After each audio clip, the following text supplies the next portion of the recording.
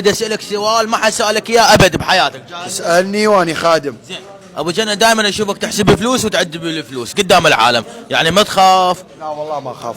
ها؟ لا والله ما اخاف. من شنو اخاف؟ من الحسد، من شيء، من لا والله ما اخاف. ابو جنة بس العين توقع الواحد. انا ما اخاف يا اخويا. العين تصيب كل الناس اللي هي ما تصيبني. والله. زين بس ابو جنة كل واحد عنده نقطة ضعف، انت من شنو تخاف؟ انا اخاف من شيء واحد.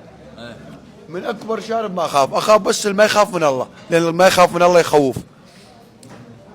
ما يخاف من الله سبحانه وتعالى يخوف، بس من هذا اخاف. سؤال ثاني، دائما اشوفك تاكل سمك، شنو موضوعك ويا السمك ابو جنة؟ انا يوم ما اتغدى سمك اتريق سمك، ويوم ما اتريق اتعشى. شنو فوائد السمك ابو جنة؟ قطع من السمك اكل الملوك. اكل الملوك. لقمة الصياد وينها؟ هاي هاي لقمة الصياد. العافية.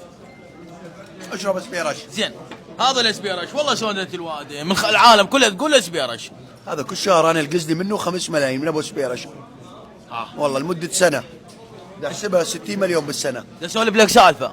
اكو محل بالمصارف بدون ذكر اسامي، الله شاهد، تروح عليه تقول له اسبيرش ما ينطق، تقول له ابو جنة ينطق الاسبيرش. بطل اني بطل، ما حد ما يقدر لي. والله بطل. بس سوي ضجه كبيره عليه. والله العظيم بطل اني، ما حد ما يقدر لي من يقول لك بطل. انا بالسويد ولا صاحبي على خابرني قال، فتح لي كاميرا قال لي شوف ايش دا اشرب اسبيرش.